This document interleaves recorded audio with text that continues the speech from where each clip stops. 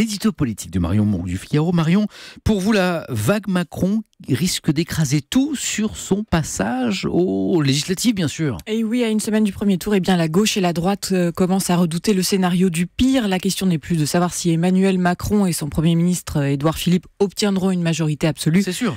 Mais si cette majorité absolue, c'est plutôt la question de savoir si elle est plus ou moins importante. Parce que tous les sondages indiquent une seule et même tendance, la victoire pour les candidats d'En Marche. Alors dans les rangs du PS, on s'attend même à un tsunami chez les Républicains. On parle de blast, avec cette idée que les candidats d'Emmanuel Macron pourraient tout balayer sur leur passage, députés sortants, ministres, anciens premiers ministres, personnalités politiques. Et déjà ce week-end, Marion, on en a eu un aperçu avec les résultats des élections des Français de l'étranger, et ça confirme cette tendance. Oui, les premiers résultats sont assez mauvais pour les autres partis. Frédéric Lefebvre, républicain, et pourtant macro-compatible, n'a obtenu que 13% des suffrages. Thierry Mariani, lui aussi républicain, aura du mal à l'emporter au second tour, tant il est devancé par la candidate de La République En Marche.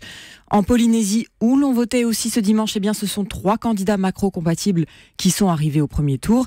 Alors pareil à Paris ou en Ile-de-France, alors évidemment là ce ne sont que des sondages pour le moment, c'est important. Évidemment, Nathalie Kosciusko-Morizet est donnée largement battue dans un sondage IFOP fiducial pour le journal du dimanche. Trop macro-compatible pour une partie de ses électeurs, mais pas assez aux yeux d'Emmanuel Macron lui-même. C'est compliqué. La candidate des Républicains alors, est prise entre des tirs croisés, c'est son expression.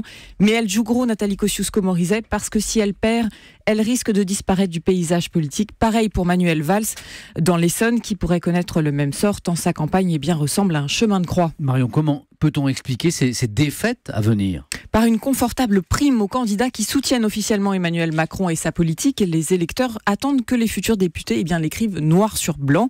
Sur le terrain, les Français de gauche comme de droite insistent sur une envie de changement et de mouvement, de soutien aux réformes.